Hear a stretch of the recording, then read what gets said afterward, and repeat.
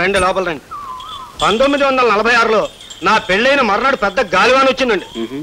ఊరంతా లేచిపోయింది కానీ ఈ ఇంటి పెంకు నెగలేదండి. నేను వెళ్ళి తాళాలట్టుకొస్తాను. ఆఫీసర్ గారిని పైకి తీసుకెళ్ళు. పైకి అండి వెళ్ళా తమరు పైకి వెళ్ళండి. ఎవరతను? రోడ్ల ఆఫీసరా. పైకి పంపించావేటి? పైకి పంపించావేటి అని అడుగుతున్నాను. నాకు ఇష్టమై పంపించానే. ఇంకా 10 రోజులు మేడ మీద గదిలోనే ఉంటాడు.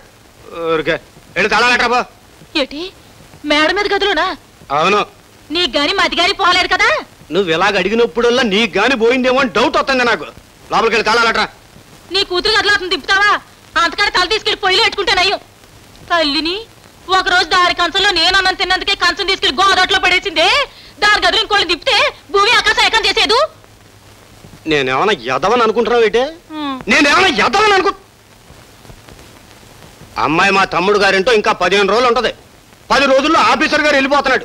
5 రోజులు డిఫరెన్స్ ఉంది. అర్ధాంతరంగా వచ్చేస్తే రానే నాకేం భయమా? ఏదో మా అమ్మ పేరు పెట్టుకున్నాను ముద్దుగా చూసుకుంటున్నా గానీ ముక్కట్టుకులు అయితే ఊరుకోను. జోవ గారు వెళ్ళిపోతా నీకు దానికి కూడా. ఇలా తాళాలట్రా.